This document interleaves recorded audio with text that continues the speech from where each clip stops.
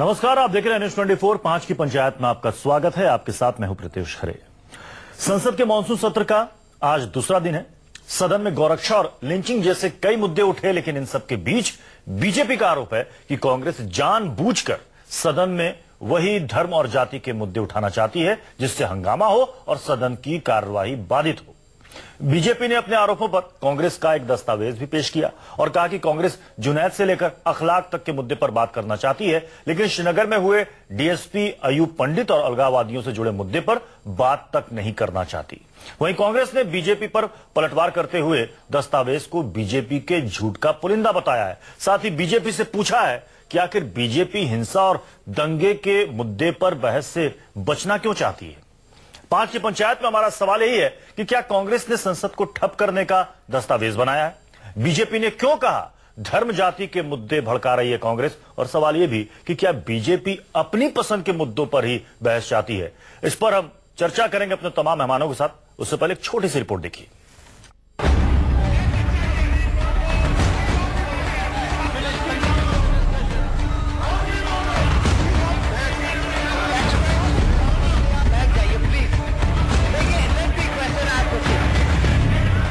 भारत के संसद में मॉनसून सत्र चल रहा है, उसको बाधित करने के लिए षड्यंत्र रच रही है, उसको बाधित करने के लिए डॉक्यूमेंट्स तैयार कर रही है।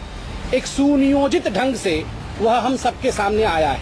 भाजपा को बात का बतंगड़ बनाने, बौखलाने और झुंझलाने की आदत है, क्योंकि सरकार और सत्ता पक्ष संसद चलाना नहीं चाहता।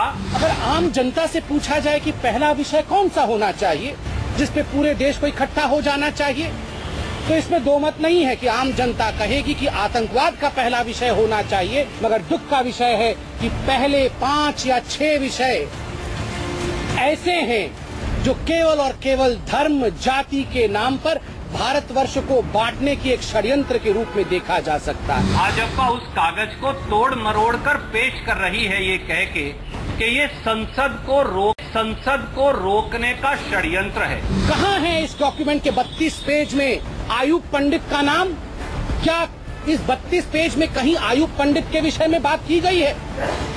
क्या इस 32 पेज में कहीं भी अलगाववादियों के खिलाफ एक शब्द लिखा गया है? तो इसी पर आज हम बड़ी बहस करेंगे। हमारे साथ तमाम मेहमान जुड़ चुके हैं। हमारे साथ है Ghanshyam Tiwari ji, national spokes person है समाजवादी पार्टी के। हमारे साथ हैं आलोक शर्मा जी, स्पोक्स पर्सन है कांग्रेस के। मुफ्ती मौलाना नईमुद्दीन साहब है, प्रेसिडेंट है। नदीमुद्दीन साहब है जो कि प्रेसिडेंट है उलेमा काउंसिल के। अब थोड़ी देर में सुधांशु मित्तल जी, बीजेपी के वरिष्ठ नेता और प्रवक्ता, हमारे साथ जुड़ेंगे। आलोक शर्मा जी, बीजेपी ये गंभीर आरोप लगा रही है कि कांग्रेस जानबूझकर मानसून सत्र को बाधित करना चाहती है, इसलिए वो धर्म और जाति के ऐसे मुद्दे उठा रही है ताकि सदन में हंगामा हो और कार्यवाही बाधित हो।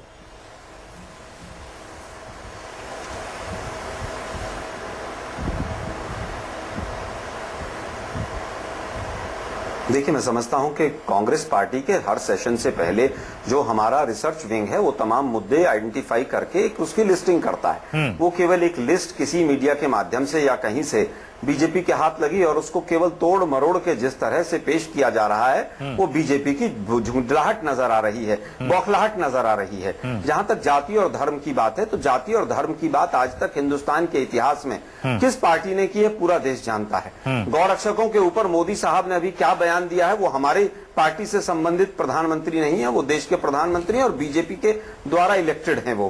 मैं समझता हूं कि इस तरह के बयान देकर आप अपनी जो भी नाकामियां हैं उनको छुपा नहीं सकते हैं। जिस तरह की बातें आज बीजेपी के एक झूठे प्रवक्ता महोदय अभी कहते हुए मुझे नजर आए, उनका कर्म ही ये है। वो तो डेली यही काम करते हैं, तमाम झूठ बोलना, तमाम चीजों को तोड़ मरोड़ कर पेश करना। क्या बीजेपी ये कह रही है कि अगर आप मॉब लिंचिंग की बात करते हैं तो आप कश्मीर में डीएसपी अयूब पंडित की बात क्यों भूल जाते हैं? जी, अगर आप मॉब लिंचिंग की बात करते हैं तो सिर्फ बीजेपी शासित प्रदेश को ही टारगेट क्यों करते हैं? आप उड़ीसा की भी घटना ले सकते हैं जहां पर मॉब लिंचिंग में कई महिलाओं की मौत हो चुकी है। कहां है? अगर डॉक्यूमेंट में मान लीजिए कोई नहीं, डॉक्यूमेंट में अगर कोई नाम नहीं लिखा है प्रत्युष जी, अगर डॉक्यूमेंट में कोई नाम नहीं लिखा है तो उन्होंने अपनी तरफ से निष्कर्ष निकाल लिया कि हम पार्लियामेंट में ये मुद्दा नहीं उठाएंगे। मॉब लिंचिंग का मुद्दा अगर उठेगा तो अयूब पंडित का भी मुद्दा उठेगा, सब मुद्दे उठेंगे। अगर वहां पर 2 एग्जाम्पल दिए गए हैं तो इसका मतलब 2 ही नहीं है, सैकड़ों केस मॉब लिंचिंग के हो गए। तो बीजेपी के प्रवक्ता महोदय जो अभी बड़बोले वहां पर टीवी पे दिख रहे थे, मैं उनसे पूछना चाहता हूं क्या 100 के नाम लिखे हुए हैं उसमें? नहीं लिखे हुए हैं। सिंबॉलिक बात होती है, किसान का मुद्दा है, उसके ऊपर आधे पेज का नोट है, भाई इतने केसेस किसानों के खिलाफ हो गए, किसानों की इतनी हत्या AK-47 की गोली से हुई है, इतनी राइफल की गोली से हुई है, इतनी जहर खाने की गोली से हुई है। बीजेपी तो ये कह रहे हैं कि पाकिस्तान और आतंकवाद जैसे मुद्दे जो है वो पाकिस्तान और आतंकवाद जैसे मुद्दे आपके काफी पिछले पेज में, जिसे पहले ही पेज में होना चाहिए। जो आपने प्राथमिकताएं गिनाई कि उन मुद्दों पर सदन में चर्चा होनी चाहिए, ये गंभीर मसले हैं, उन गंभीर मसलों में आतंकवाद और पाकिस्तान सबसे निचले पायदान पर है। अलगाववादियों के मुद्दे को इसमें शामिल नहीं किया गया। पाकिस्तान का तो मुद्दा बीजेपी को देखिए, मैं समझता हूं आतंकवाद, अलगाववाद, पाकिस्तान, चीन, ये तो मुद्दा बीजेपी को, मतलब उनको नैतिक अधिकार ही नहीं है इन मुद्दों को उठाने का। आज मोदी जी से पूछिए साहब, वो ISI के लोग जो पठानकोट में आए थे उसकी रिपोर्ट क्या है? आज आप बताइए ना खुद ही कि पाकिस्तान में केक खा के आए थे मोदी साहब, उसका क्या हुआ? और चीन को आप लाल आंख से देख रहे हैं या पीली आंख से देख रहे हैं, जरा मोदी साहब बताएं। तो आज भी अगर आतंकवाद के नाम पर 250 जवानों को शहीद करके हमारे ऊपर बीजेपी सवाल, तो आलोक शर्मा आप ये कह रहे हैं, आलोक शर्मा आप ये कह रहे हैं कि अगर आप मॉब लिंचिंग का मसला उठाएंगे, किसान मॉडल की बात आप करते थे, भीड़ के द्वारा हिंसा का मसला अगर आप उठाएंगे तो सिर्फ बीजेपी शासित राज्यों को ही टारगेट नहीं किया जाएगा, गैर बीजेपी शासित राज्यों के भी मसले को उठाया जाएगा, चाहे वो पश्चिम बंगाल का मसला हो, चाहे केरल का मसला हो, या फिर ओडिशा का मसला हो। बिल्कुल, मैं समझता हूं कहीं का भी मसला हो। हाँ। जिस तरह का माहौल आज देश के अंदर बन गया है, सामाजिक ताने बाने को इन बड़बोले सरकार के नेताओं ने जिस तरह से तोड़ा है, पूरे देश में असर हो रहा है। आप क्या समझते हैं, बिहार में अगर गिरिराज प्रसाद अगर धर्म की बात करते हैं तो उसका असर जम्मू कश्मीर में नहीं होता है क्या? पूरे देश के अंदर जिस तरह का इन्होंने माहौल बनाया है, हर चीज को नकारात्मक तरीके से प्रस्तुत कर देना। और आप इतिहास उठा लीजिए, जब जब संसद का सत्र आया है तब तब इन्होंने इस तरह के मुद्दे उठाए हैं जिससे संसद में इनकी नाकामी जो है वो बेनकाब होने से बच सके। लेकिन सुधांशु मित्तल साहब भी जुड़ गए हैं। सुधांशु मित्तल साहब माध्यम से कि इस बार कोई मुद्दा नहीं बचेगा जिस पर चर्चा नहीं होगी। सुधांशु मित्तल साहब, बीजेपी ने तो बहुत गंभीर आरोप लगा दिया कि कांग्रेस जानबूझकर मानसून सत्र को ठप करने के लिए धर्म और जाति के मसले को उठा रही है जिस पर हंगामा हो। लेकिन सवाल यह भी उठ रहा है, क्या बीजेपी इन मुद्दों से बचना चाहती है? बीजेपी नहीं चाहती कि गौरक्षा या मॉब लिंचिंग या फिर सहारनपुर की घटना, किसानों की आत्महत्या के मसले पर सदन में चर्चा होनी चाहिए। वो अपने पसंद के मुद्दे चुनना चाहती है और इसी विषय पर चर्चा चाहती है। सुधांशु मित्तल जी। प्रत्युष जी, एक तो आज के जमाने में जहां का मीडिया देश का इतना सजग हो, वहां पे किसी भी मुद्दे से सरकार बच ही नहीं सकती। तो जहां तक ये आरोप है कि हम इन मुद्दों से बचने के लिए हम लोग कोई चीज करने की कोशिश करें, मुझे लगता है आरोपकर्ता को भी अपनी बात पे विश्वास नहीं होता। दूसरा प्रश्न क्या है? देखिए, नियत का प्रश्न है। संसद चलने देना है या नहीं देने चलना है, ये एक प्रतिपक्ष की नियत पे एक प्रश्न है। आपको बहाने तो बहुत ही मिल जाएंगे, प्रश्न मुद्दे को तो रहेगा ही नहीं। वो तो किसी ने छींका क्यों, इसलिए भी बहाना बन सकता है संसद नहीं चलने देने के लिए। प्रश्न है कि प्रजातंत्र में अगर आपको संसद नहीं चलने देना है तो इसमें सत्ता पक्ष कुछ नहीं कर सकता। लेकिन ये दुर्भाग्य रहेगा क्योंकि चर्चा और विषयों के बारे में खुल के बहस, ये प्रजातंत्र को मजबूत करने के लिए एक बहुत ही जरूरतमंद चीज है। इसलिए हमारी तरफ से तो निवेदन ये है कि जो मुद्दा आपको उठाना है, जो चर्चा करनी है, उसको सदन में करिए। लेकिन तो फिर बीजेपी आरोप क्यों लगा रही है कांग्रेस पर? अगर तो फिर बीजेपी कांग्रेस पर यह आरोप क्यों लगा रही है कि कांग्रेस इन मुद्दों को उठाकर सदन को बाधित करना चाहती है? आप कहिए कि चर्चा कीजिए, हम तैयार हैं। आप गौरक्षा पर, गुंडागर्दी पर चर्चा कीजिए, भीड़ द्वारा की गई हिंसा पर चर्चा कीजिए, किसानों की आत्महत्या पर चर्चा कीजिए, हम तैयार हैं। मैंने प्रत्युष जी मैं उत्तर दूंगा यहाँ पर। प्रत्युष जी ऐसा है, आज तक का जो इतिहास रहा है उसी इतिहास को देख के कुछ कथन दिए जाते हैं जी। छोटी से छोटे बहाने बना के सदन की कार्रवाई ना हो, ये अभी तक का रहा है। और मैं तो फिर आपसे स्पष्ट कर रहा हूं कि जो भी चर्चा, जो भी मुद्दा उठाना है सदन में उठाइए, खुल के बहस करिए। बहस से कोई नहीं कतराएगा। हर एक सरकार के पास उनका पक्ष मजबूत है, उनको बहस से कोई चिंता नहीं। आलोक जी, लेकिन मुद्दा उठा के इसको बहाना बना के सदन नहीं चलने देना, अगर ये आपका रवैया है तो स्वाभाविक तौर पे इसकी अभिव्यक्ति तो होगी। आलोक जी, क्या बहानेबाजी चल रही है कांग्रेस की तरफ से? प्रत्युष जी, सुधांशु भाई ने दो बातें कही यहाँ पर। प्रत्युष जी दो बातें सुधांशु भाई ने यहाँ पर कही कि एक तो इतिहास उठा लीजिए। इतिहास की दो चीजें मैं याद दिलाना चाहूंगा कि यूपीए 1 और यूपीए 2 का रिकॉर्ड उठा लीजिए, और अभी तक 3.5 साल के जितने पार्लियामेंट के सेशन हुए हैं उसका ही रिकॉर्ड उठा लीजिए जी। ज्यादा नंबर घंटे के काम हुए हैं, विपक्ष ने ज्यादा सहयोग किया है, और तमाम उन मुद्दों पर सहयोग किया है जिनमें यूपीए 1 और यूपीए 2 में सरकार को बाधित किया जाता था। चाहे वो एफडीआई का मुद्दा हो, चाहे वो इंश्योरेंस बिल का हो, चाहे 8 साल मुझे पता था बिल लटका रहा हो, मुझे पता था कि आप इस मसले को जरूर उठाएंगे, उन पर जरूर उठाएंगे। यूपीए गवर्नमेंट के समय कोल ब्लॉक आवंटन के मुद्दे को लेकर एक अंतिम बात कहना चाहूंगा। मानसून सत्र किस तरीके से बाधित हुआ था पूरे देश ने देखा था। जी प्रत्युष जी, जी सब बिल्कुल था, मैं मानता हूं, मैं उसका भी उत्तर दे देता हूं। प्रत्युष जी मैं उसका भी उत्तर दे देता हूं, जल्दी से, क्योंकि मुझे बाकी मेहमानों के पास भी जाना है। जो जिन मुद्दों के ऊपर इन्होंने संसद को ठप किया, पिछले 3.5 साल में किन किन लोगों के ऊपर कार्रवाई की, आप नहीं, बिल्कुल मैं केवल ये कहना चाहता हूं कि यूपीए 1 और यूपीए 2 का रिकॉर्ड उठा लीजिए। सुषमा स्वराज और अरुण जेटली साहब दोनों सदनों में विपक्ष के नेता थे। तो फिर एनडीए सरकार में तहलका मामला भी उठेगा। 1 महीने तक कांग्रेस ने संसद नहीं चलने दी थी, सुधांशु वो मामला भी उठेगा। आलोक शर्मा जी, चलने देगा तो एनडीए सरकार के समय विपक्ष ने, कांग्रेस ने तहलका मसला उठाया था, 1 महीने संसद नहीं चली थी। मैं समझता हूं कि तहलका मुद्दा अगर उठेगा तो 1 महीना नहीं 2 महीने भी संसद को बंद किया जाएगा, ठप किया जाएगा। और किसानों के मुद्दे पर भी संसद में आवाज उठाई जाएगी। तमाम संसद में किस पार्टी ने विपक्ष में रहते हुए कितना गतिरोध किया, कितने दिन संसद की कार्रवाई बाधित रही, ठप रही, कितने करोड़ों का नुकसान हुआ, देश के सामने रिकॉर्ड है, कितने करोड़ों का नुकसान हुआ आम जनता के पैसे का, क्योंकि संसद की कार्रवाई जितने घंटे चलनी चाहिए तो उतने घंटे नहीं चली। और भी हमारे साथ मेहमान है घनश्याम तिवारी जी, मैं आऊंगा आपके पास, उससे पहले नदी मोदी जी कुछ कहना चाहते हैं।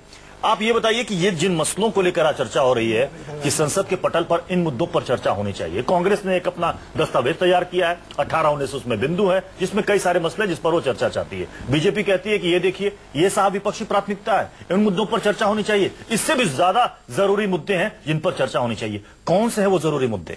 देखिए, धर्म और जात की राजनीति तो बीजेपी कर रही। अभी महाराष्ट्र में नागपुर में सलीम के पास बीफ पकड़ा गया। सलीम बीजेपी का लीडर था, सलीम को पार्टी ने सस्पेंड कर दिया, उसको मारा गया। मनोहर पारिकर असेंबली में कह रहे हैं कि बीफ पर कोई रोक टोक नहीं और बीफ पर आजादी है। और गोवा हाई कोर्ट में मनोहर पारिकर एफिडेविट देते हैं कि मुसलमानों आओ और बकरीद पर गाय काटो, हम तुमको सुरक्षा देंगे। तो ये बीजेपी दोगला रवैया क्यों अपना रही? मनोहर पारिकर को सस्पेंड क्यों नहीं कर रही? और रिजिजू कहते हैं कि मैं बीफ खाता हूँ, कार्रवाई क्यों नहीं कर रही? अभी रामदास अठावले ने महाराष्ट्र में क्या कहा कि मैं तो बीफ खाता हूँ और बीफ पर पाबंदी नहीं होनी चाहिए।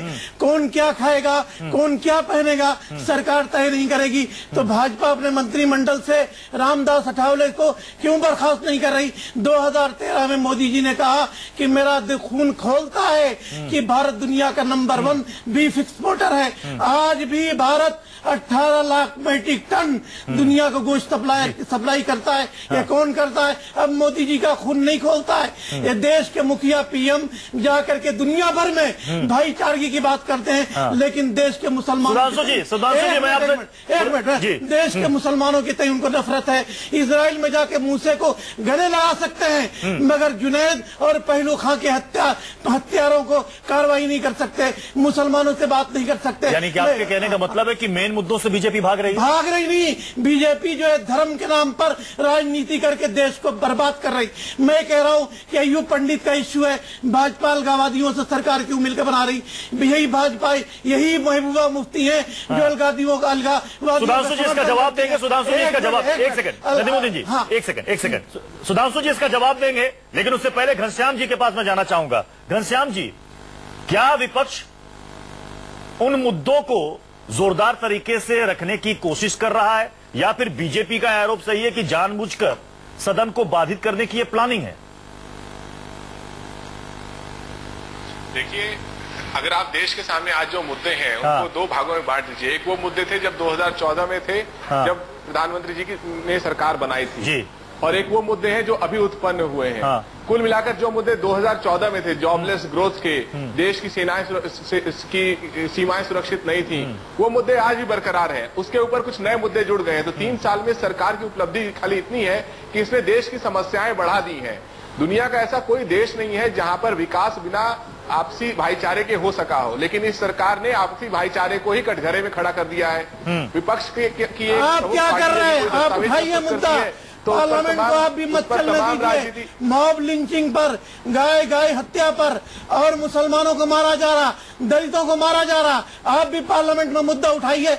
तमाम अपोजिशन पार्टियां भाजपा को घेरे, इसलिए कि भाजपा मुद्दों से भाग रही, भाजपा देश का विभाजन करना चाह रही, भाजपा हिंदू मुसलमानों में टकराव करना चाह रही, भाजपा अपने लीडरों को, गाय के हथियारों को बचा रही है, सुधांशु जी को गिरफ्तार कर रही है। सुधांशु जी जवाब दीजिए। हाँ, मुझे लगता है मौलाना साहब जो है अपना संतुलन कहीं खो रहे हैं। आपका संतुलन बिगड़ गया, आपका संतुलन बिगड़ गया। आप मनोहर मौलाना साहब जरा तमीज रखिए। मौलाना साहब, मुझे बोलने का हक है, कार्रवाई क्यों नहीं कर रहे? मुझे मौलाना साहब, आप जैसे बदजुबान आदमी के साथ मुझे नहीं करनी है। एक सेकंड, एक दूसरे पर निजी आरोप नहीं, मौलाना एक दूसरे पर कोई निजी आरोप नहीं। शर्म आनी चाहिए, आपको शर्म आनी चाहिए। मनोहर पारिकर के स्टेटमेंट के बाद आपको शर्म आनी चाहिए। चुप रहिए, एक सेकंड। नदीमुद्दीन साहब, आपने अपना सवाल कर लिया, उनको जवाब देने दीजिए। सुधांशु जी जवाब दीजिए। मौलाना जब ये कहते हैं कि भाजपा देश को विभाजित करना चाहती है, इस जैसे लोग जो हैं वो इस समाज में और इस देश में वैमनस्य फैला रहे हैं। आप देखिए किस चीज को किस चीज से जोड़ रहे हैं। ये मुसलमानों पे जो है हत्याएं हो रही हैं, भाजपा करवा रही है, सरकार करवा रही है। देश क्योंकि मुसलमानों पर इसलिए देश का विभाजन हो जाएगा। अच्छा, कैसे देश का विभाजन हो जाएगा ये और बता दीजिए। के साथ सरकार चला रहे हैं, बोलने से पहले महबूबा मुफ्ती के साथ आप चुप रहिए, चला रहे हैं। तमीज आदमी, आप क्या आप जो बोल रहे हैं मैं बोल रहा हूं बीच में। प्रत्युष जी, मैं ऐसे सुधांशु जी, नहीं, एक दूसरे पर, मैंने पहले ही कहा, एक दूसरे पर कोई निजी आरोप नहीं। इस चर्चा की गरिमा रखिए, पूरा देश देख रहा है आप लोगों को। अब विषय आता है, सुनिए। अच्छा प्रत्युष जी, विषय क्या है? विषय है, अभी इन्होंने कहा कि साहब सुधांशु जी मुद्दे का उत्तर दीजिए ना। आप पीडीपी के साथ जो सरकार चला रहे हैं, क्या पीडीपी आतंकवादियों का समर्थन करती है कि नहीं करती है? मैं बोल दूं, पीडीपी के साथ तो सरकार आपने भी चलाई थी, तब आपको ये ध्यान नहीं आ रहा था? कमाल की बात है, मेरा दूध मेरा खून तुम्हारा खून पानी। आप आतंकियों के साथ हैं और सत्ता आपको भी लेता, आप आतंकी जो है देशभक्त हो जाते हैं। अब ऐसे कुतर्कों से प्रत्युष जी आप क्या लड़ेंगे? मैंने आपसे जो कहा, प्रत्युष जी अभी विषय क्या है? इनको जो है संसद को चलने नहीं देना है, लेकिन आपके पास कोई संसद को ना चल। आलोक जी, आलोक जी, मैं चुप रहता हूँ। एक सेकंड, आलोक जी, आप सभ्य आदमी, जब बड़ा सवाल ये है कि देश के सामने इस वक्त कौन से वो अहम मुद्दे हैं जिस पर देश की जनता चाहती है कि सदन के अंदर चर्चा हो। आप लोग मौलाना, आप तो धर्म गुरु हैं, आप क्या लोगों को घनश्याम जी कुछ कहना चाहते हैं? घनश्याम जी, आप बीच में बोल के क्या तहजीब दिखाना चाह रहे हैं? यहाँ पे देश को इस समय लोकसभा में करिए, सांसद में करिए, घनश्याम जी सवाल कीजिए अपना। चर्चा से नहीं भागेगा। घनश्याम जी सवाल कीजिए। लेकिन आप चर्चा नहीं करने के लिए, आप इतने सीनियर व्यक्ति हैं, दो टूक आपसे बात करना चाहता हूँ। इस समय सांप्रदायिकता फैलाने को उठाइए। बोलिए घनश्याम जी, बोलिए। सुधांशु जी, ये जो अभी थोड़ी देर पहले संबित पात्रा जो आपके राष्ट्रीय प्रवक्ता है, वो बयान दे रहे थे कि देश के सामने सबसे बड़ा मुद्दा जो है देश में आपने फैला रखी है, आतंकवादियों का है। ये सबसे बड़ा मुद्दा किसने बनाया? ये विफलता किसकी है कि 3 साल मोदी सरकार के बाद सबसे बड़ा मुद्दा आज भी देश के सामने आतंकवादियों का है? आपने नोटबंदी किया, आपने कहा इससे आतंकवादियों का सफाया हो जाएगा। 3 साल पहले चुनाव से प्रधानमंत्री मोदी जी जब गुजरात के मुख्यमंत्री थे, पूरे देश में प्रचार कर रहे थे कि हम आएंगे और पूरे दुनिया में तहलका मच जाएगा, हमारी सेनाएं सुरक्षित हो जाएंगी, हमारी सीमाएं सुरक्षित हो जाएंगी। आप अपने फेलियर को देश का सबसे बड़ा मुद्दा बना रहे हैं। आप बेरोजगारी के ऊपर बोलना नहीं चाहते क्या? आज तक 3 साल में आपने, ठीक है घनश्याम जी, ठीक है, इसका जवाब देने दीजिए सुधांशु जी को। सुधांशु जी, समय की कमी है, बहुत संक्षेप में इसका उत्तर दीजिए। आप बीप पर बैन कब कर रहे हैं? एक्सपोर्ट पर बैन कब कर रहे हैं? अब क्या करेंगे आप इन जैसे? एक सेकंड नदीमुद्दीन जी, एक सेकंड। इन्होंने जो सवाल किया है कि आतंकवाद के मसले पर घेर कर यूपी सरकार को बीजेपी सत्ता में आई, अब जब 3 साल के बाद भी अगर वही मुद्दे फर्स्ट प्रायोरिटी में है, तो आपने 3 साल तक किया क्या? सुधांशु जी। प्रत्युष जी, अगर आतंकवाद की लड़ाई में हम लोग असफल होते तो जनता का समर्थन हमें मिल नहीं सकता था। घनश्याम जी को थोड़ा आत्मचिंतन करना चाहिए कि जनादेश अभी बहुत दिन नहीं हुए हैं, जनादेश इनके खिलाफ गया और हमारे पक्ष में आया, तो उसके पीछे कोई कारण नहीं, कोई विश्वसनीयता रही होगी।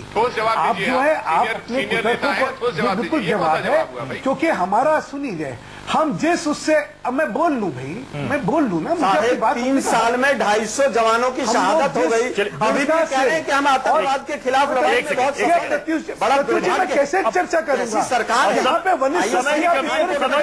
समय की कमी है, चर्चा बस यही खत्म करेंगे। लेकिन जाते एक आखिरी सवाल मैं चाहूंगा कि सिर्फ 2 शब्दों में उसका जवाब दें, हाँ या ना। आलोक शर्मा जी या घनश्याम तिवारी जी।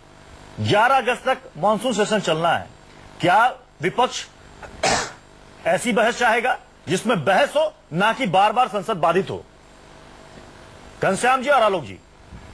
हम चाहते हैं कि संसद में बहस हो और ठोस बहस हो, जिससे देश को दृष्टि मिले। बहुत महत्वपूर्ण समस्या है। आलोक जी, सरकार की देन शुरुआत की है। हाँ,